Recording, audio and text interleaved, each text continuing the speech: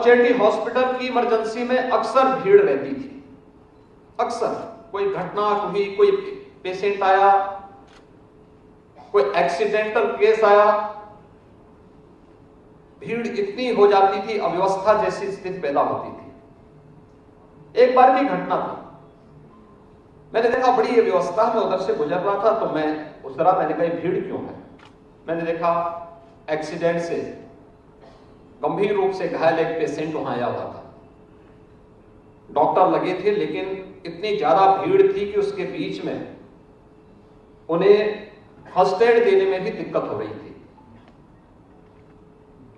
तो अब वहां पे मैंने वहां के चिकित्सकों से और जो वहां पे अन्य लोग थे, कर्मचारी थे, मैंने उन लोगों से कहा, मैंने कहा इतनी भीड़ के बीच में डॉक्टर कैसे काम करेगा, इस भीड़ को तो बाहर करो पहले। लेकिन कोई मानने को तैयार नहीं था।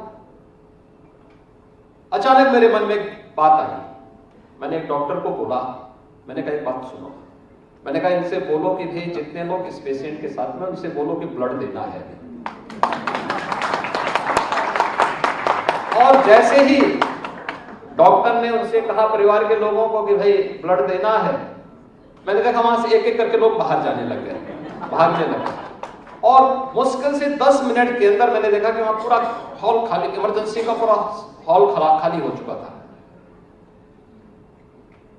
तब मेरी समझ में आया कि देखिए, व्यक्ति सामान्यता दिखाने के लिए तो बहुत कुछ बोल देता है कि हम बहुत खास हैं, सब कुछ हैं। अब उसके परिवार के लोग भी उसे ब्लड देने को तैयार नहीं है। कारण है, हमने ब्लड डोनेशन के बारे में जो जागरूकता पैदा करनी चाहिए थी वह हम नहीं कर पाए। और यही कारण है कि अगर पूरे देश की डिमांड है 1.5 करोड़ यूनिट ब्लड की, तो 20 से 25 लाख यूनिट आज भी देश के अंदर कम पड़ते हुए दिखाई देते हैं, क्योंकि लोगों में जागरूकता का अभाव है। और यहीं से शुरू होता है, जब पेशेवर रक्तदाता शोषण करता है, तमाम प्रकार की बीमारियों को ब्लड के साथ वो देने का काम करता है, और फिर वहीं से समस्याएं खड़ी होती हैं जो इस पवित्र पेशे पर प्रश्न जहां से खड़े होते हैं। इस फील्ड में बहुत प्रगति हुई है और बहुत अच्छा काम भी हुआ है। मैंने तो यहां पे इस सदी की सबसे बड़ी महामारी के दौरान सामान्यतः शासकीय कार्यों से बहुत कठिन होता है कि हम किसी एक विभाग को फोकस करते हुए कार्यक्रमों को आगे बढ़ा सकें। लेकिन कोरोना कालखंड के अंदर जहां पे एक एक व्यक्ति की जान बचाना प्राथमिकता थी, उस दौरान मैं देखता था कि जिस प्रतिबद्धता के साथ चिकित्सकों ने, हेल्थ वर्कर्स ने, जिस प्रतिबद्धता के साथ कार्य किया, वह अत्यंत अभिनंदनीय था।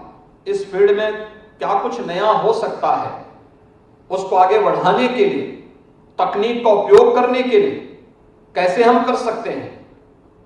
मुझे याद है जब कोविड के आने के पहले उत्तर प्रदेश के, यानी लगभग आधा उत्तर प्रदेश ऐसा था जहां पे आईसीयू का एक भी बेड्स नहीं था।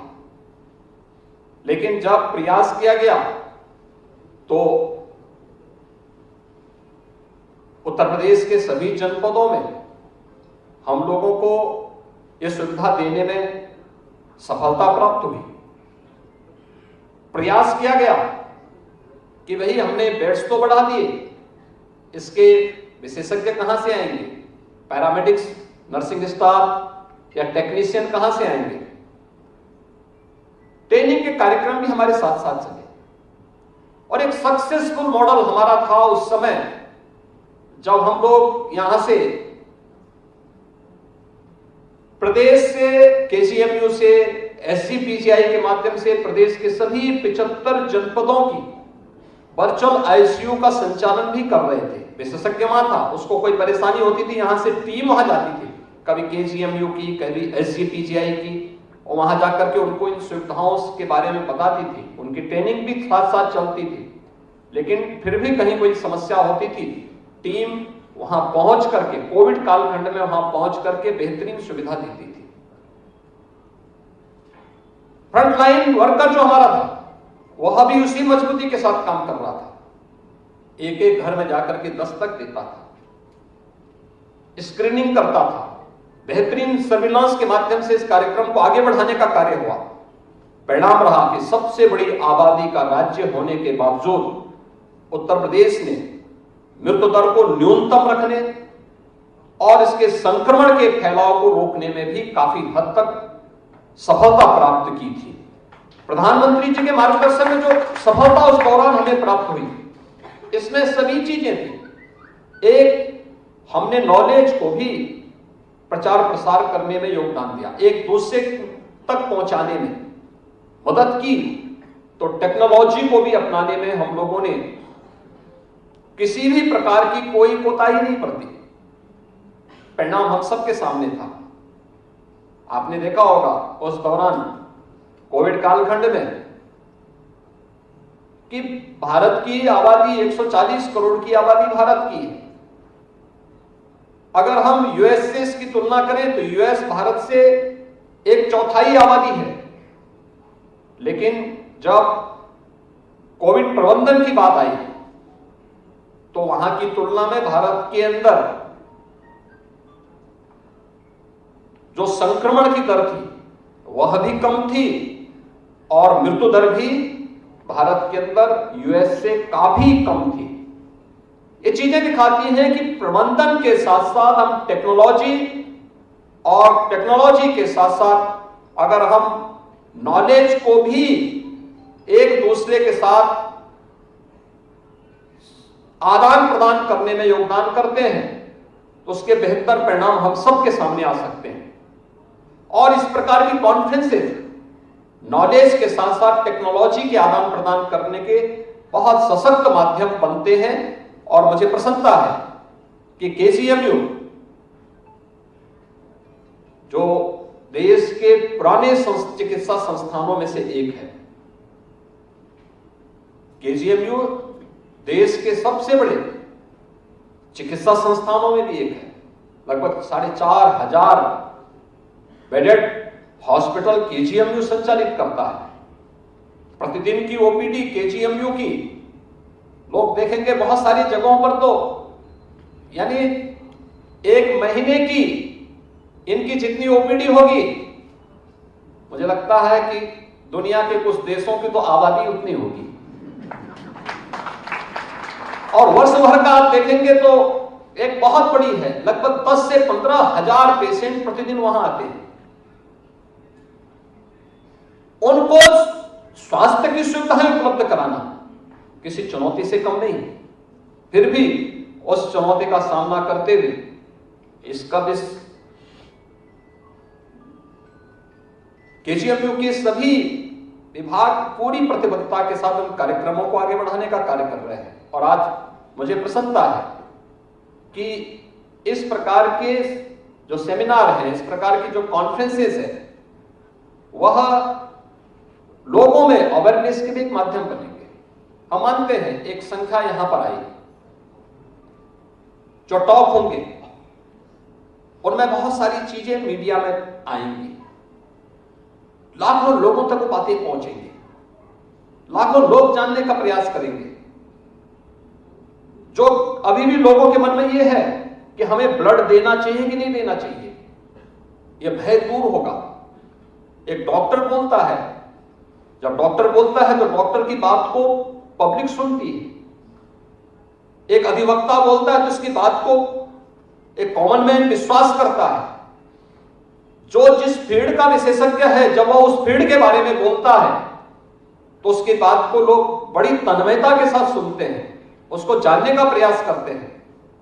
अगर हम बता सकें उसको, क्योंकि आज भी हम देखते हैं कि जागरूकता के भाव के कारण ही जो डेफिसिट है ब्लड के डोनर के लिए, डोनर के भाव में, उसको हम पूरा कर सकते हैं।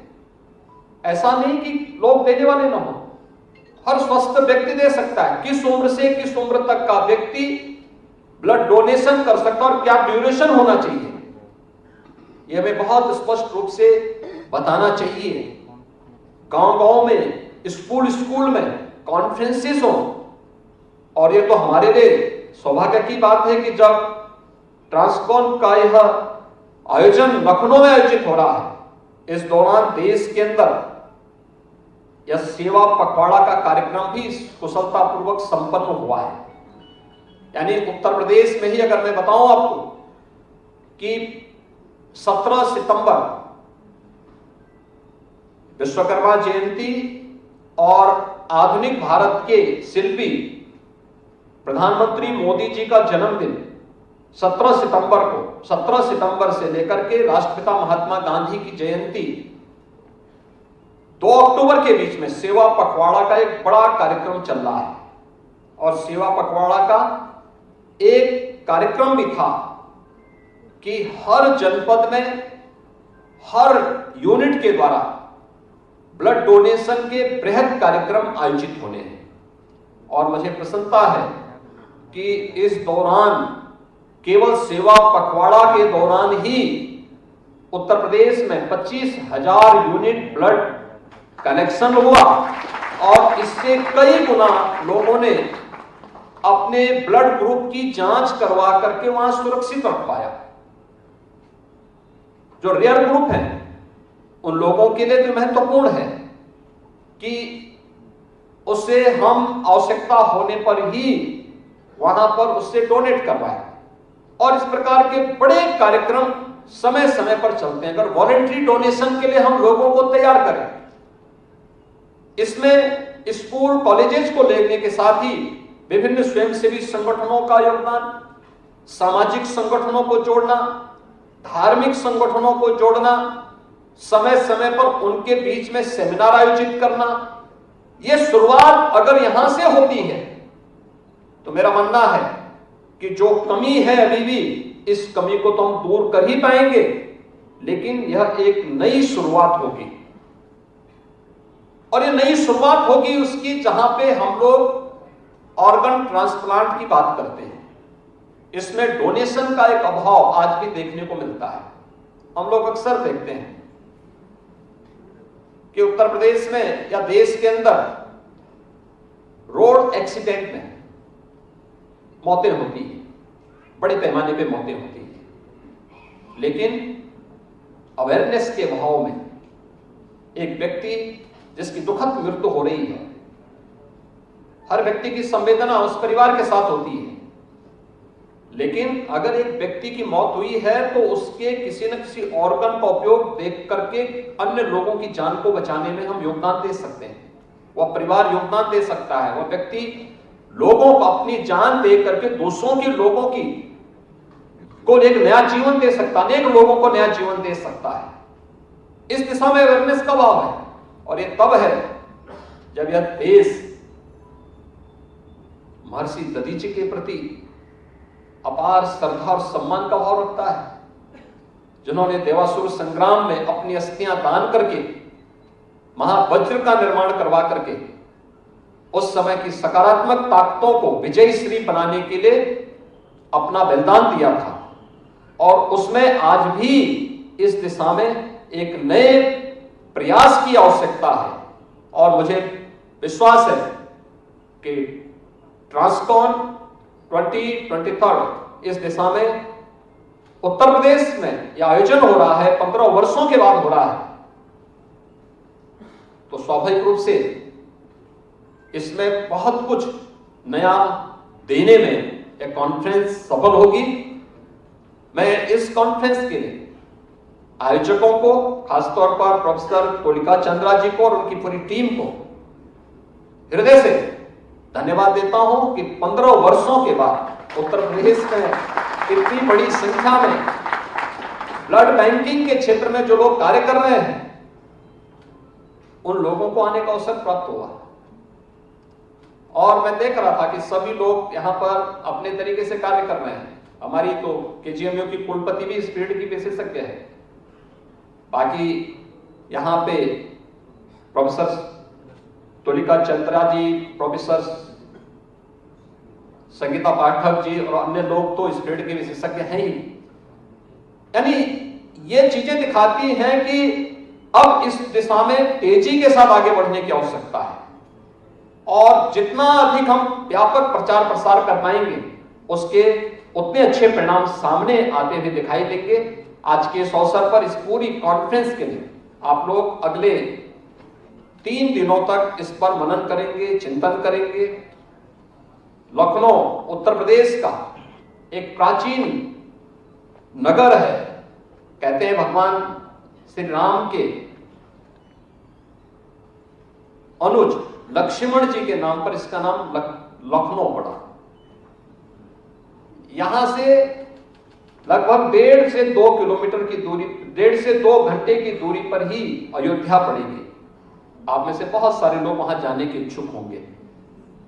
आयोजक समिति की ओर से इस प्रकार की व्यवस्था दी जा सकती है। अगर कहीं कोई बात होती है तो प्रशासन का भी सहयोग उसमें दिया जा सकता है, क्योंकि देश भर से लोग आए होंगे तो उनकी इच्छा होगी। भारत की ज्ञान विज्ञान की जितनी भी ज्ञान जो भारत का प्राचीन है, वैदिक और पौराणिक ज्ञान जो आपको आज लिपिबद्ध रूप से ग्रंथों के माध्यम से मिलता है, वह यही लखनऊ से 70 किलोमीटर की दूरी पर नेमिसारण्य नामक स्थान पर 88,000 ऋषियों ने वहीं पर इस कार्य को संपन्न किया था। वह भी एक लखनऊ के नजदीक। लखनऊ के पास ही आपको अन्य अनेक चीजें देखने को मिलेंगी, और हमें प्रसन्नता होगी कि देश भर से आप इस फील्ड के विशेषज्ञ आए हैं। आप सब लखनऊ के साथ साथ अगल बगल के क्षेत्रों का भी भ्रमण करेंगे, तो स्वाभाविक रूप से हमें इस विषय की, क्योंकि आप लोग जाएंगे तो लोग एक बार जिज्ञासावश पूछेंगे कौन लोग हैं, पता लगेगा इस फील्ड के विशेषज्ञ हैं। फिर लोग जानने का प्रयास करेंगे ये लोग क्या करते हैं, तो उनको जब लोग बताएंगे थोड़ा विस्तार से, तो लोग उस दिशा में और अच्छा थोड़ा सोचने का एक प्रयास, और लोगों के अंदर एक जिज्ञासा पैदा होगी इस फील्ड के बारे में और जानने की। और मुझे पूरा विश्वास है कि 3 दिनों की कॉन्फ्रेंस एक सार्थक दिशा में आगे बढ़ते हुए हम लोग पब्लिक अवेयरनेस की दिशा में कुछ ठोस प्रयास आगे कर पाएंगे। मैं यहां पे राज्य सरकार की ओर से आपको आश्वस्त करता हूं कि जो भी सहयोग यहां पे शासन की ओर से आपको चाहिए होगा, सरकार उसमें भरपूर योगदान देगी। आप सबके प्रति मेरी मंगलमय शुभकामनाएं। धन्यवाद।